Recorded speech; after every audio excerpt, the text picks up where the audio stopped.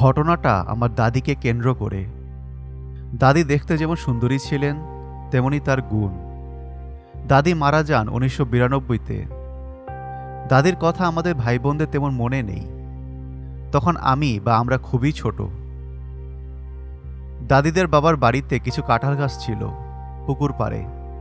ওখানে নাকি সবসময় আজব আজব জিনিস দেখা যেত। দাদি দেখতে অনেক সুন্দরী ছিলেন, তাই হয়তো বিয়ের আগেই তার সাথে কিছু একটা ভর করে, বরিশালের ভাষায় যাকে বলে লওনা। এরপর দাদার সাথে বিয়ে হয়। আব্বুরা ছোটবেলায় দেখতো দাদি নাকি অনেক রাত্রে অন্ধকারে একা একা কারোর সাথে কথা বলতো। দাদি মারা যাবার 2 বছর আগে রোজ রাতে বাটিতে করে দুধ রাখত তার খাটের মাথায়। দাদা তখন দুনিয়াতে ছিলেন না। 1984 সালে দাদা মারা যান। দাদি খাটে একাই শুতেন, তাই কেউ তাকে তেমন কিছু জিজ্ঞেস করত না।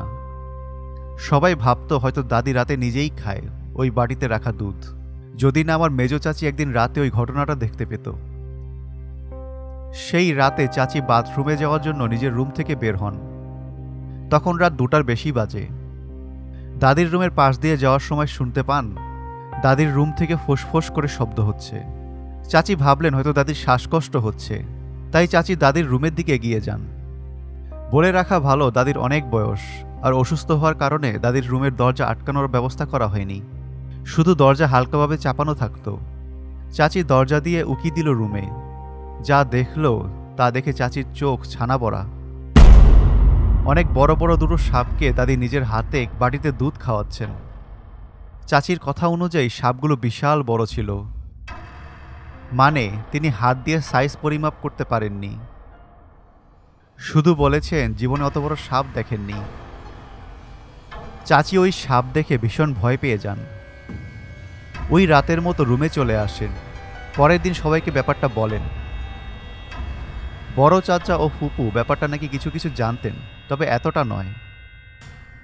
বাসার সবার ভেতরে একটা ভয় ভয় কাজ করত। দাদির কাছে আম্মু চাচিরা যাচ্ছেন, আর আমাদের মানে বাচ্চাদের যেতে দিচ্ছেন না। পরের দিন বড় চাচা খুব নাম করা একজন ওঝা ফকির আনলো। বাড়িতে খারাপ কিছু আছে ওঝা জানালো। আর এত সব কিছু হচ্ছে মানে ওঝা ফকির আনা হয়েছে দাদির দৃষ্টির অগোচরে।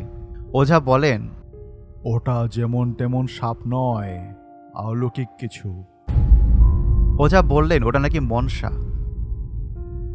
এটা এমনভাবেই থাকবে, কারো ক্ষতি করবে না এই ঘরের, যতক্ষণ না আমরা ওদের কোনো ক্ষতি করব আর ওদের নিয়ে ঘাটাঘাটি করব। আর ওরা থাকতে আমাদের পরিবারের ক্ষতিও বাইরের কেউ করতে পারবে না। এই মনসা একমাত্র দাদির মৃত্যু না হওয়া পর্যন্ত তার সাথেই থাকবে। পরে চাচা জিজ্ঞেস করেছিলেন কিভাবে দাদির সাথে আসলো এটা। তখন ওই ফকির বলল, দাদি দেখতে অনেক সুন্দরী ছিলেন, তাই তাদের বাড়ির কোনো পুকুর পাড়ে গাছ থেকে লওনা হয়েছে। তাও নাকি 38 বছর ধরে দাদির সাথে আছে ওরা, আর দাদির মৃত্যু না হওয়া পর্যন্ত দাদির সাথেই থাকবে। সবাইকে সাবধানে থাকতে বলে চলে গেলেন তিনি। এরপর দাদির কাছে তেমন কেউ যেতেন না। এর মাঝে বাথরুমে পড়ে দাদির পা সহ কোমর পুরো ভেঙে যায়। দাদি পুরোপুরি শয্যাশয়ী। দাদি যখন মারা যান তখন তার বয়স হয়েছিল 72 বছরের মতো।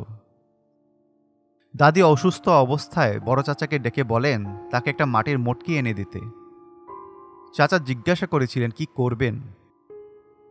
দাদি শুধু বলেছিলেন তার লাগবে। সবাই ভেবেছিল তার রুমের কোথাও হয়তো বসাবে, কিন্তু না, দাদি বললেন ঘরের বাইরে তার রুমের জানালার পাশে বসাতে, যাতে সে রুম থেকে দেখতে পারে। সেই যে মাটির মটকি ওখানে বসানো হলো তা আজও কেউ সরাতে পারেনি। দুনিয়ার কোনো শক্তি ওটা সরাতে পারবে কি না জানা নেই। দাদি মারা যাওয়ার পর অনেক অলৌকিক কিছু ঘটেছে ওই মটকিকে কেন্দ্র করে। দাদি যতদিন বেঁচে ছিলেন সারা দিন ওই জানালার বাহিরে মটকিটার দিকে তাকিয়ে থাকতেন। কি ছিল ওটার মধ্যে শুধু দাদিই জানতেন। দাদি কিন্তু মারা যাওয়ার আগে রোজ রাতে নিয়ম করে এক বাটি দুধ তার খাটের উপরে তার মাথার কাছে রাখতেন। দাদি বাথরুমে পড়ে আর কোমর ভাঙার পর একদম নড়াচড়া করতে পারতেন না। তার কাজ ছিল সারাদিন ওই মটকিটাকে দেখা। দাদি মারা যাওয়ার আগে বড় চাচাকে বলে যান যেন কেউ ওই মটকিটা না সরায়, ওটা যেন সবসময় ওখানেই থাকে। যে সরাবে তার অনেক বড় ক্ষতি হবে। এরপর 1992 সালে দাদি মারা যান। যেহেতু দাদি বলে গেছেন মটকিটা না সরাতে, তাই ওটা ওই জায়গাতেই ছিল। কেউ তখন সরানোর কথা ভাবেও নি, আর আমাদেরও কারো কোনো মাথা ব্যথা ছিল না ওটা নিয়ে, কারণ ওটা তখন সাধারণ মটকিই ছিল। দাদি মারা যাওয়ার শেষ সময়টা আমরা কেউই তেমন তার কাছে যাইনি। তারও একটা কারণ ছিল। ওই যে ওজা ফকির, উনি বলে গেছেন দাদি মারা যাওয়ার সময় কেউ যদি তার পাশে থাকে, তাহলে ওই যে দাদির সাথে যে লওনা হয়েছে, ওটা নাকি যে পাশে থাকবে তার উপরে ভর করবে। দাদি মারা যান গভীর রাতে, ঘুমের ঘোরে। বাড়ির সবাই তখন ঘুমিয়েছিল। বড়রা দাদির কাছে যেত, সেবা করত, আর আমরা ছোটরা কম যেতাম, দাদি ডাকলে যেতাম। দাদি মারা যাওয়ার বেশ কিছুদিন পর আমরা মটকিটার কথা প্রায়ই ভুলে গিয়েছিলাম। এক তো বাড়ির পিছনের দিকে ওটা রাখা, দ্বিতীয়ত বড় চাচার করা নিষেধ যাতে কেউ ওই বাড়ির পিছনে বিনা প্রয়োজনে না যাই। বড় চাচা সরকারি চাকরি করতেন, তাকে আমাদের পরিবারের সবাই সম্মান ও সমীহ করতাম, ভয়ও করতাম। শুধু আমরা না, এলাকার সবাই তাকে সমীহ করত। একদিন সন্ধ্যা হবে হবে এমন সময় এক মহিলা আসলো মুরগি খুঁজতে। মহিলা আমাদের বাড়ির কয়েক বাড়ি পরে থাকে। খুঁজতে খুঁজতে আমাদের বাড়িতে চলে আসেন। বড় চাচি, আম্মু আর মেজো চাচি ওনার সাথে কথা বলছেন। এদিকে কোনো মুরগি আসেনি। মহিলা এদিক ওদিক দেখল, কোথাও না পেয়ে সে এখন বাড়ির পেছনের দিকে যাবে। বড় চাচি না করলেন, বললেন ওদিকে কিছু নেই, আর এখন সাঁঝের সময়, ওদিকে না যাওয়াই ভালো। এর মধ্যে আমার আম্মু দাদির রুমের জানালা থেকে বাড়ির পিছনটা দেখে এসেছে এবং তাকে বলেছে সেখানে কিছু নেই। কিন্তু মহিলা নাছোড় বান্দা, সে যাবেই, নিজের চোখে দেখবে সে। বড় চাচি চিন্তা করল, বড় চাচা তো বাড়িতে নেই যে পেছন দিকটা দেখে আসবে। বলে রাখা ভালো, তখন বাড়ির পেছনের মটকিটা শুধু মাটির মটকি, কোনো রহস্য ছিল না তখনও, তাই তেমন মাথা ব্যথা নেই কারো। আম্মু আর মেজো চাচিকে বড় চাচি বললেন দাদির রুম থেকে ওই মহিলাকে দেখতে, কি করে সে পিছনে। এই বলে বড় চাচি তার কাজে চলে যান। আম্মু আর মেজো চাচি দেখলেন ওই মহিলা পিছনেকে সব জায়গা খুঁজে না পেয়ে ওই মটকির দিকে চোখ যায়। তাকে মটকির দিকে এগোতে দেখে চাচি নিষেধ করে ওটার কাছে না যেতে, কিন্তু মহিলা যাবেই। বলে রাখা ভালো, মটকিটার উপরে টিনের একটা থালা দিয়ে ঢাকনা বানানো হয়েছিল। মহিলা মটকিটার কাছে গিয়ে ঢাকনাটা তুলে ফেলে, আর ভেতরে তাকাতেই এক বিকট চিৎকার দেয়। এরপর হাত থেকে থালাটা ফেলে সোজা দৌড়ে কোন দিকে গেছে বা কোথায় গেছে কেউ খুঁজে পায়নি তাকে আর। পরে মানসিক ভারসাম্যহীন অবস্থায় তাকে বরিশাল থেকে অনেক দূরে, বরিশাল খুলনা মহাসড়কের কোথাও পাওয়া যায়। এরপর বড় ওঝা ফকির আর ডাক্তার দিয়ে তাকে ঠিক করতে সময় লাগে 3 বছরের বেশি। আজব একটা ব্যাপার হলো, উনি ঠিক হওয়ার পর জিজ্ঞাসা করা হয়েছিল তিনি কি দেখেছিলেন।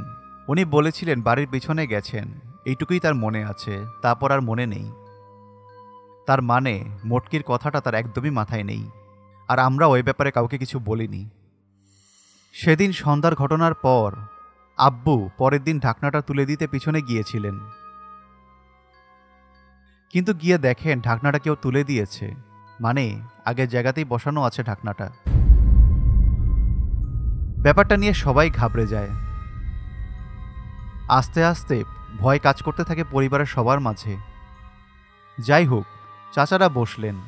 বড় চাচার ইচ্ছে নেই মটকিটা সরানোর, কারণ দাদিকে কথা দিয়েছেন, আর দাদিও বলে গেছেন ক্ষতি হবে যে সরাবে।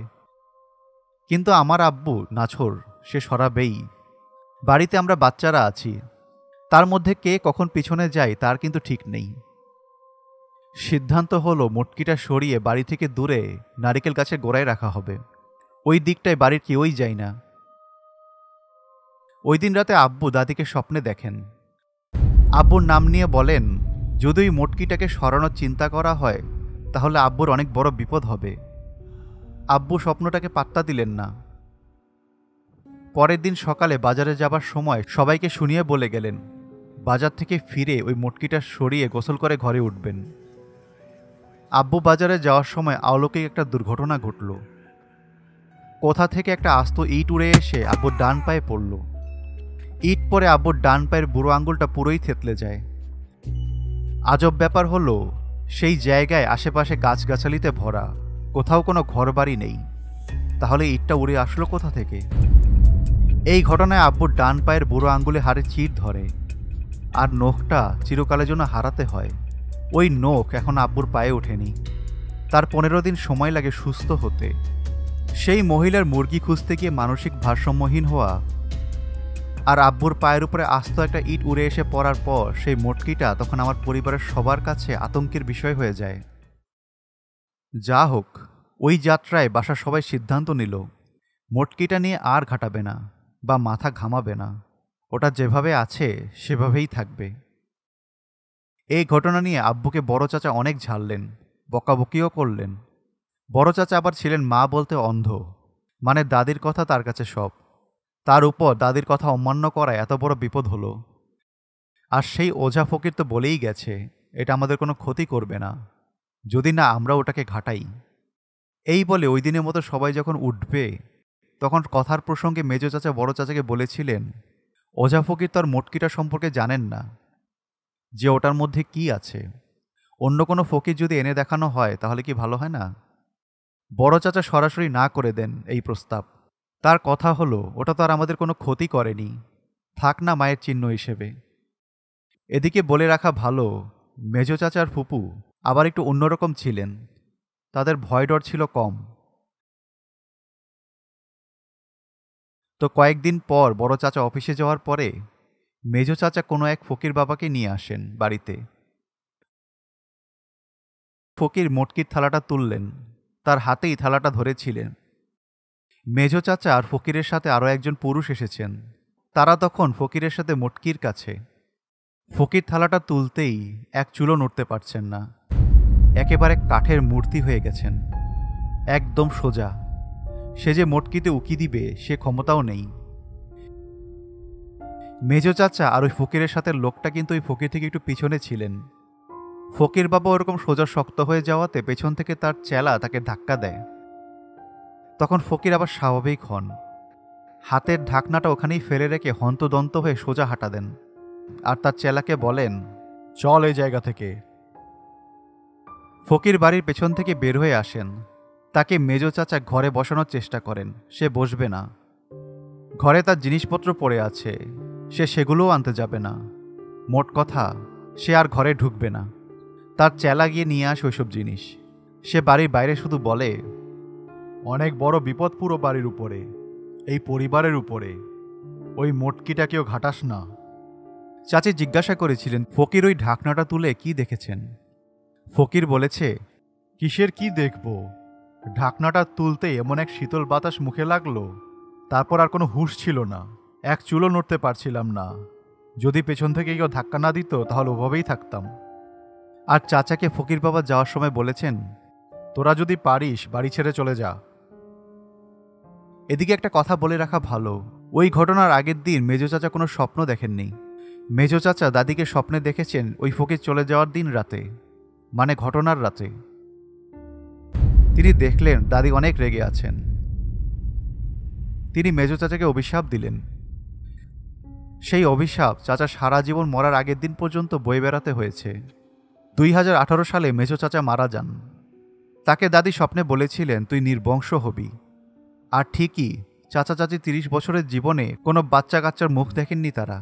আর চাচা যখন ওই স্বপ্ন দেখেছেন, মানে যখন ওই ঘটনা ঘটে, তখন চাচার বিবাহিত জীবনে 3 বা 4 বছর চলছে হয়তো। তো যা হোক, মোটকির ক্ষতি বা সরানো চিন্তা করাতে আব্বু আর মেজো চাচার অপূরণীয় ক্ষতি হয়ে গেল, যেটা আমার আব্বু পেয়েছিলেন সাথে সাথে। আর মেজো চাচারটা সারা জীবন বয়ে বেড়াতে হয়েছে। আরও একটা কথা, ওই যে ফকিরের হাত থেকে থালাটা বা ঢাকনাটা মাটিতে পড়ে যায়, ওটা কিন্তু চাচা বা ফকিরের চেলার কারো খেয়াল নেই, ওটা দেখেছিল বাসার মহিলারা। কিন্তু পরে ফকির চলে গেলে বড় চাচির মোটকির উপরের ঢাকনাটার কথা মনে পড়ে যায়। তার কারণ বড় চাচার ভয়, কারণ কোনোভাবেই বড় চাচাকে ব্যাপারটা জানানো যাবে না। আম্মু, বড় চাচি, মেজো চাচি আর বাসার বুয়াকে নিয়ে বাড়ির পেছনের দিকে যাওয়া হয়, কিন্তু তারা সেখানে গিয়ে অবাক। কেউ একজন তারা আসার আগেই ঢাকনাটা মোটকির উপরে তুলে দিয়েছে, কিন্তু তারা ছাড়া ফকির বাবার পর বাড়ির পেছনে আর কেউ আসেনি। তাহলে কে তুলল ওটা? এই যে বাসায় ফকির আনা হলো, এত কিছু আবার আমার একমাত্র ফুপু জানতেন না। এই ঘটনা যখন ঘটে তখন ফুপুর বিয়ে হয়েছে 5-7 বছর। তার শ্বশুর বাড়িতেই থাকতেন তিনি। আমাদের বাসায় এসেই আব্বুর পায়ের অবস্থা দেখে আর সব শুনে রেগে যান, ছুটে যান সেই মোটকির কাছে। আগেই বলেছিলাম ফুপু খুবই সাহসী। তো ফুপুকে বড় চাচি আর আম্মু অনেক বোঝানোর চেষ্টা করলেন। ফুপু শলার একটা ঝাড়ু নিয়ে গজগজ করতে করতে বাড়ির পিছনের দিকে চলে গেলেন একাই। ফুপু তখন অর্ণগর উল্টাপাল্টা গালি দিচ্ছেন, আর কিসের ভূত কিসের পেতনি ঝাড়ু দিয়ে পিটিয়ে সব বের করবো এগুলো বলছেন। আর সে গিয়েই সোজা ওই মোটকিটার উপরে দুটো বাড়ি মারেন ঝাড়ু দিয়ে। এরপর অকথ্য ভাষায় গালাগালি করতে করতে মোটকির ঢাকনাটা তুলে ফেলেন। আম্মু আর চাচি কিন্তু তার পেছনে। আম্মুরা ভয়ে সামনে এগোচ্ছে না, আর ফুপুর পেছন থেকে লক্ষ্য করছিল, কিন্তু সামনে কি হচ্ছে সেটা নাকি ফুপুর শরীরের জন্য দেখা যাচ্ছিল না। হঠাৎ ফুপু বিকট অট্টহাসি শুরু করলো। গলার ভেতর থেকে ঘর ঘর শব্দ হচ্ছে। হাসতে হাসতে ফুপু পেছনে আম্মুদের দিকে তাকায়। ফুপুর চোখ দুটো পুরো রক্তচক্ষু, টকটকে লাল। ফুপু শুধু হাসছে আর অদ্ভুত শব্দ করছে। হঠাৎ কেউ কিছু বোঝার আগেই সে আম্মুর দিকে না এগিয়ে সোজা বাড়ির দিকে, একটা খাল পার হয়েই মস্ত বড় একটা বাগান বাড়ি আছে, ওটার দিকে দৌড়ে যায়। চোখের পলকেই হাওয়া হয়ে যায় সে। আম্মুর আর চাচিদের কথা অনুযায়ী অত দ্রুত নাকি কোনো মানুষের পক্ষে দৌড়ানো সম্ভব নয়। এরপর বাড়ির পুরুষদের খবর দেওয়া হয়। ফুপুকে অনেক খোঁজাখুঁজি করা হয়, কিন্তু কোথাও তার খোঁজ মিলল না। ওই বাগান বাড়িতেও তন্ন তন্ন করে খোঁজা হয়। 6 দিন পর ফুপুকে পাওয়া যায় দাদির বাবার বাড়ির সেই পুকুর পাড়ের কাঁঠাল গাছের গোড়ায়, যেখান থেকে দাদির সাথে রওনা হয়। পুরোপুরি মানসিক ভারসাম্যহীন অবস্থা তার। মুখ দিয়ে লালা পড়ছে, চুল উস্কো খুস্কো। ফুপুর পুরোপুরি ঠিক হতে সময় লাগে অনেক দিন। তাকে ডাক্তারের পাশাপাশি একজন বড় হুজুরকে দেখানো হয়। হুজুর তাবিজ দেন আর সাথে বলেন ফুপু যেন কোনো ক্রমেই ওই বাড়িতে না যায়, মানে আমাদের বাড়িতে যেন না আসেন। ফুপু সুস্থ হওয়ার পর তাকেও জিজ্ঞাসা করা হয়েছিল। তিনি শুধু উত্তরে বলেন তার কিছু মনে নেই।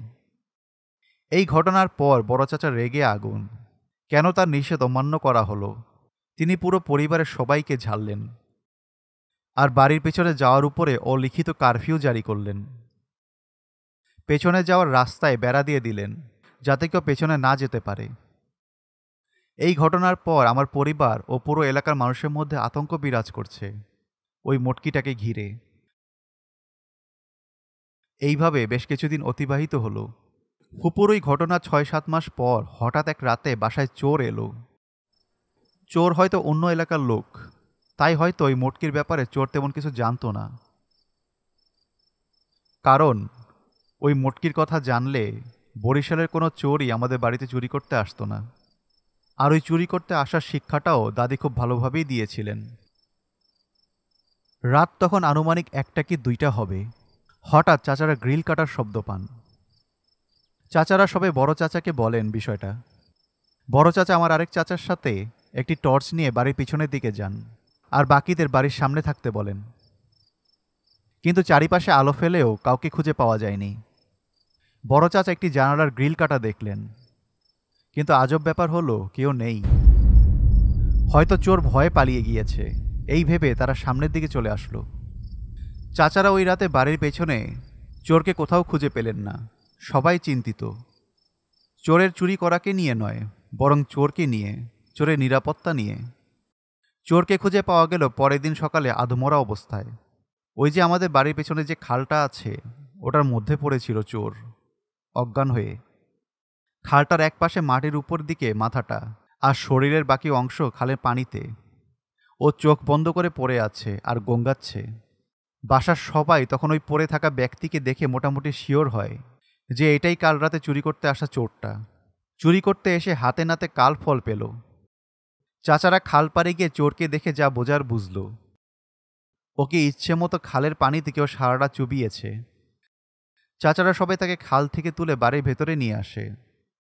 ওর সারা গায়ে আঁচড়ের দাগ আছে, কিছু একটা ও সারা শরীরে খামচিয়েছে। আর চোরেরা তো এমনিতেই খালি গায়ে চুরি করে। ওকে পানি ছিটিয়ে হুঁশ ফেরানো হলো। ঘণ্টাখানেক পর চোর বেটা আস্তে আস্তে স্বাভাবিক হয়। এরপর বড় চাচা ওর কাছে জানতে চায় কি হয়েছিল রাতে, আর ও সেই খালেই বা গেল কিভাবে। চোর বলল সে কাল রাতে আমাদের বাড়িতে চুরি করতে এসেছিল। সে একাই এসেছিল, কিন্তু তার সাথে যা ঘটল তা নাকি কোনোদিনও তার সাথে হয়নি। সে দেখল হঠাৎ বাসার পিছনটা আলোকিত হয়ে যায়। সে ভাবল হয়তো ঘরের মধ্যে লোকজন জেগে গেছে, তারা আলো ফেলছে। সে আরও ভালোভাবে বোঝার জন্য চারিদিকে তাকায়, আলোর উৎস খুঁজতে থাকে। তারপর তার চোখ মটকিটার দিকে যায়, দেখে আলোটা মটকি থেকে বেরোচ্ছে। সে পুরো তাজ্জব হয়ে যায়, কি থাকতে পারে ওটার মধ্যে। এক পা করে মটকিটার দিকে এগোতে থাকে। হঠাৎ ঠান্ডা একটা বাতাস লাগে তার গায়ে। বাতাসটা যেন হঠাৎই আসলো, আবার হঠাৎই বন্ধ হয়ে গেল। এরপর সে কিছু বুঝে ওঠার আগেই অদৃশ্য কিছু একটা পেছন থেকে তার ঘাড় চেপে ধরে, আর এক নিমিষেই নিজেকে খালের পানির মধ্যে দেখতে পায়। এরপর এতভাবে পানি থেকে উপরে ওঠার চেষ্টা করলো, কিন্তু পারল না। মনে হচ্ছিল যেন অদৃশ্য কেউ তার উপরে তার পূর্ব শত্রুতা মিটাচ্ছে। শরীরের সমস্ত শক্তি প্রয়োগ করেও ওই অদৃশ্য শক্তির সাথে সে পারেনি। বাঁচার আশা সে ছেড়ে দেয়, এরপর অজ্ঞান হয়ে যায়। এরপর আর কিছু মনে নেই তার, তবে প্রাণপণে চেষ্টা করে গিয়েছিল পানি থেকে উপরে উঠে আসার, কিন্তু অশরীরই ওই শক্তির সাথে সে পারেনি। এরপর চাচারা সকালে তাকে উদ্ধার করে নিয়ে আসে। এরপর সে কথা দিল সে আর কোনোদিনও চুরি করবে না। আমাদের বাড়ির মটকিতে কিছু নাকি একটা আছে, ওটাকে বাড়ির পিছনে রাখতে না করলো। এরপর বড় চাচা ওকে আর কথা বাড়াতে দেয়নি, ওকে কিছু টাকা দিয়ে বিদায় করা হয়। মটকিটা এখন দিন দিন ভয়ঙ্কর রূপ ধারণ করছে। আব্বু বা চাচারা যে কিছু করবে তাও পারছে না বড় চাচার জন্য। আর কেই বা কি করবে, ওটা নিয়ে ভাবতে গেলেও কারো না কারো ক্ষতি হচ্ছে। আপাতত মোটামুটি সিদ্ধান্ত হয় বাড়ি বিক্রি করে অন্য কোথাও চলে যাবে। বড় চাচাকেও রাজি করানো হয়, কিন্তু তা আর হয়ে ওঠে না। ওই রাতে দাদি বড় চাচাকে স্বপ্নে বলেন বাপ দাদার ভিটা বাড়ি যাতে রেখে কোথাও না যায়। ব্যাস হয়ে গেল।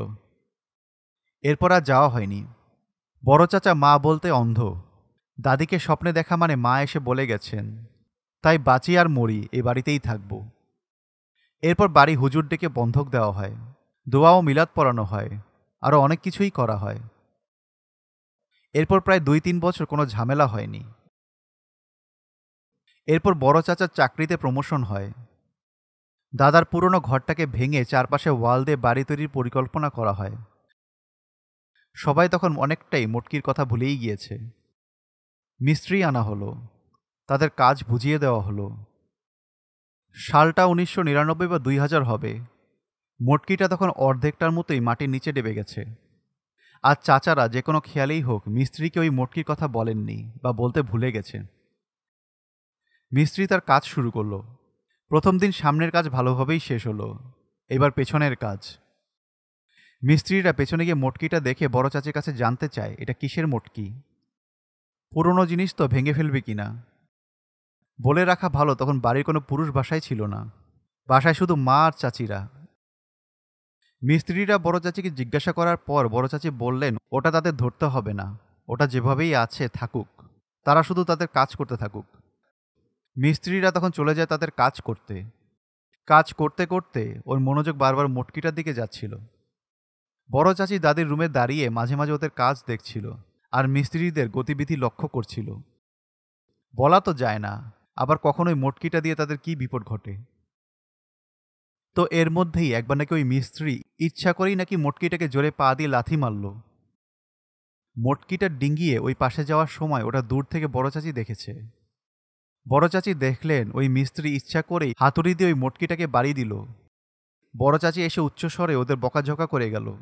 সে শুধু বলল মটকি যাতে না ভাঙে সাবধানে কাজ করতে। এই বলে সে রান্না করতে চলে যায়।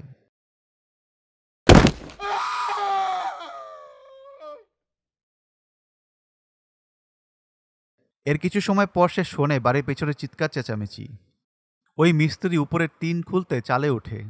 হঠাৎ উপরের টিনের আড়া, মানে টিন যার সাথে আটকানো থাকে, সেই আড়া ভেঙে সে সোজা নিচে পড়ে যায়। ওদের চিৎকার চেঁচামেচি শুনে বড় চাচি সহ আম্মু ছুটে যায় দাদির রুমে। গিয়ে দেখে মেইন মিস্ত্রি যে মটকিটাকে পা দিয়েছিল সে উপর থেকে আড়া ভেঙে পড়ে গেছে। তার হাঁটুর ভিতরে গজা লোহা ঢুকে আছে, রক্তারক্তির ব্যাপার। মিস্ত্রির সহযোগীরা দুজন তাকে নিয়ে যায় হাসপাতালে। এরপরে ওই দিন আর কেউ কাজে আসেনি। 3-4 দিন পর আব্বু মিস্ত্রির খোঁজ নিয়ে জানতে পারেন তার অবস্থা খুবই খারাপ। তার পায়ে পচন ধরেছে, লোহা ঢুকে হাঁটুর বাটিও ভেঙে গেছে।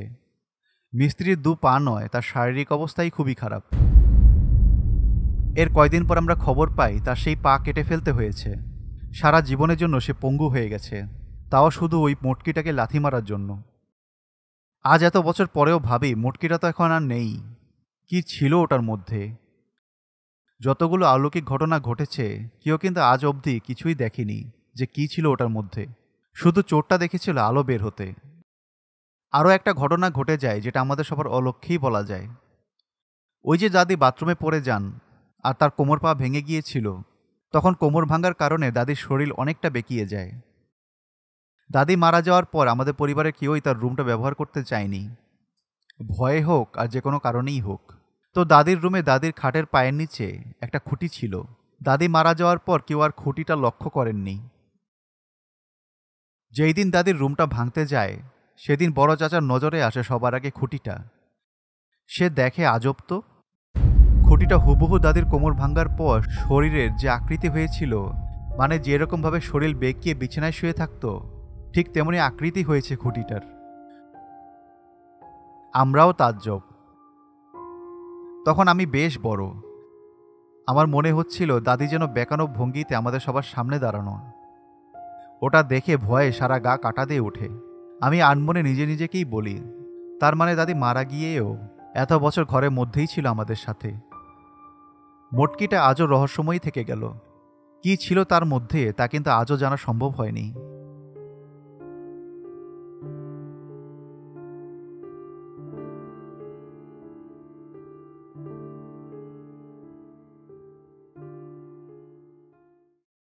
Animated stories, best channel you ever seen. Animated stories, you are in a horror dream. Animated stories, you just take the bloody cream. Go and get the popcorn and you're ready for the horror team. Animated stories, best channel you ever seen. Animated stories, you are in a horror dream. Animated stories, you just take the bloody cream. Go and get the popcorn.